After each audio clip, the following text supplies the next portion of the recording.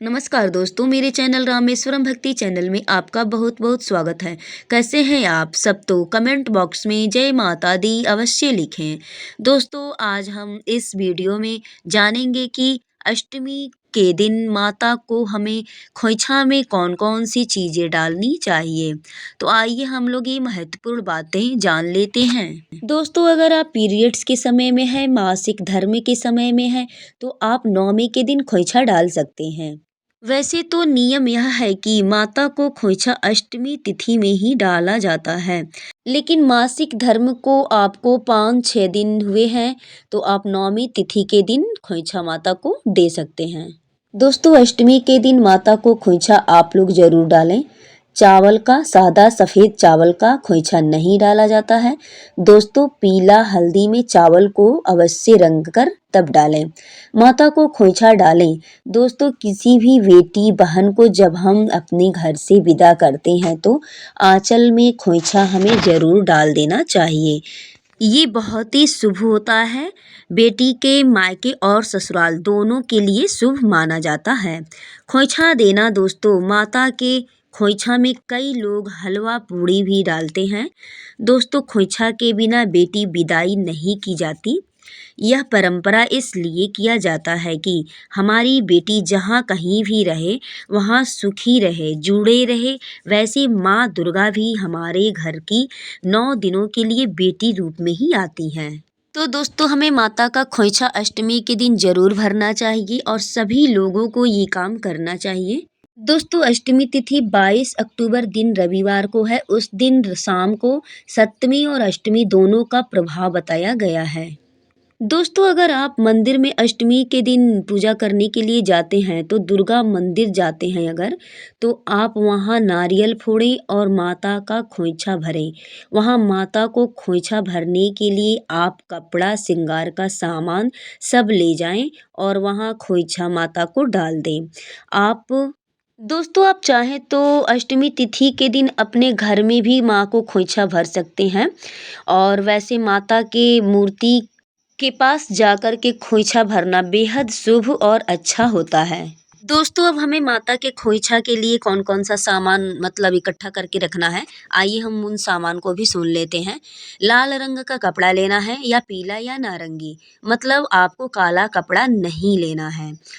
और कोई भी रंग का कपड़ा हो, लेकिन दोस्तों काला कपड़ा आपको नहीं लेना है। लेकिन वैसे माता को तो लाल रंग बेहद प्रिय है, इसलिए लाल रंग का ही कपड़ा आप ले तो बेहद अच्छा होगा। तो दोस्तों, अब हम खोइछा का सामान सुनते हैं। लाल रंग का कपड़ा, हल्दी गांठ वाला होना चाहिए, चावल होना चाहिए और पिसा हुआ अगर हल्दी है तो उसे चावल में ही मिला लें।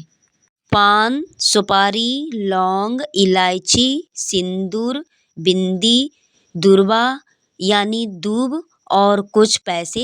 11 रुपए हो, 21 रुपए हो, आपके पास जितना आप डाल सकते हैं उतना आप पैसे डाल सकते हैं। और दोस्तों, साथ में एक पुष्प यानी फूल ले लेना है आपको। गेंदा का फूल हो या माँ को गुड़हल का फूल बहुत ही प्रिय है, तो आपको अगर गुड़हल का फूल अगर एक मिल जाए तो उसको भी खोइछा में आप डाल दें। या जो भी पुष्प यानी जो भी फूल आपको समय पर मिले उसे आप डाल सकते हैं। दोस्तों, खोइछा में एक कुछ मिष्ठान भी रखें, यानी मिठाई कुछ भी डाल सकते हैं खोइछा में। उसके बाद दोस्तों, आप माता को श्रृंगार के सामान में चूड़ी, मेहंदी, नेल पॉलिश, महावर, बिछुआ, श्रृंगार का ये सब सामान आप खोइछा के तौर पर माता को डाल सकते हैं, दे सकते हैं, माता को चढ़ा सकते हैं।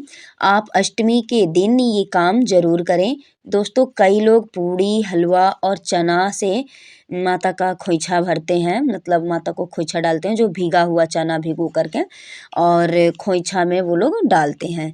लेकिन उसमें भी सिंदूर, बिंदी, लौंग, इलायची अवश्य आप सब डालें, कुछ पैसे डालें।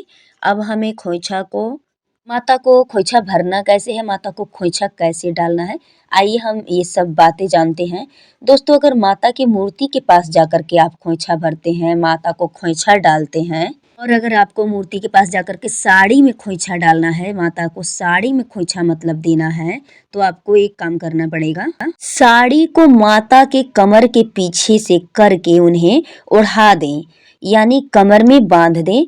और अगर आप छोटे से कपड़े में भरते हैं खोइछा, पीस हो मतलब इस वैसे कपड़े में अगर खोइछा आप डालते हैं तो उसमें साड़ी में या छोटे कपड़े में चावल को 5 बार डालें। और ध्यान रखें कि जिस बर्तन में आपने खोइछा का चावल लिया है वह पूरा बर्तन आपको खाली नहीं करना है। उसमें थोड़ा चावल आप बचा लें और 5 बार चावल को कपड़े या साड़ी में आप डालें और उसमें पैसे डालें, दुर्वा डालें, लौंग डालें, इलायची डालें, पान डालें, सुपारी डालें, हल्दी डालें, बिंदी डालें, सिंदूर डालें। आप मतलब ये सब सामग्रियाँ उसमें डालें। और दोस्तों ये सब डालने के बाद से उसमें से 2 बार चावल के दाने निकाल करके आपने जिस बर्तन में चावल लिए रखे थे अपने बर्तन में उसमें से निकाल करके डाल लेना है 2 बार। क्योंकि पूरा मतलब वो नहीं किया जाता है, इसलिए ऐसा किया जाता है कि मायके का भी मतलब सुख समृद्धि बना रहे। और अगर आप नहीं निकालते हैं, पूरा खाली करके बर्तन डाल देते हैं तो आपके वहाँ का, आपके घर का सुख समृद्धि सब जो है कि बेटी के साथ चला जाता है। इसलिए बेटी को भी खोइछा डालते हैं तो इसी नियम से डालते हैं और माता को भी जब खोइछा डालते हैं तो इसी नियम से डालते हैं। थोड़ा-सा मतलब उसमें से निकाल करके अपने वाले चावल में मिला करके रख लेते हैं और वो चावल घर में ला करके जो चावल बनाने वाला भंडारा है आपका, उसमें आप उसको डाल दीजिए, यूज़ कर जाइए बना करके उसको मतलब खाने वाले चावल में डाल दीजिए, बना करके यूज़ में आ जाएगा वो। इधर-उधर उसको नहीं कहीं भी फेंकना है। और दोस्तों साड़ी में आपने माँ को ओढ़ा करके जो खोइछा डाला उसको गाँठ मार दें, बाँध दें। घर पर भी आपने अगर कपड़े में अपने मंदिर में बैठ करके आपने खोइछा जो डाला कपड़े में उसको गाँठ बाँध दीजिए। घर पे आपने खोइछा डाला माता को तो ऐसे ही गाँठ मार करके उसको फिर किसी मंदिर में पंडित को आप उसको दिलवा दीजिए, दे दीजिए मतलब। या फिर दोस्तों कोई मंदिर पंडित नहीं है तो आप किसी भी बेटी बहन को दे सकती हैं, बेटी को दे सकती हैं उसको। और जहाँ मूर्ति पे आप खोइछा भरेंगे वहाँ माता के चरण छू करके प्रणाम कर लें और माता का सिंदूर उठा करके थोड़ा-सा अपनी माँग में लगा लें, बच्चों को टीका कर दें, वहाँ धूप दिखाएँ, अगरबत्ती, कपूर दिखाएँ क्योंकि उस दिन माता की आखिरी विदाई रहती है, पूजा करना आवश्यक होता है। तो दोस्तों आज की वीडियो हमारी यहीं तक। अगर वीडियो अच्छी लगी हो तो आप हमारे चैनल को सब्सक्राइब, लाइक और बेल आइकन को अवश्य प्रेस करें और साथ ही में कमेंट बॉक्स में जय माता दी लिखें। हमारे वीडियो में बने रहने के लिए आप सभी का बहुत बहुत धन्यवाद।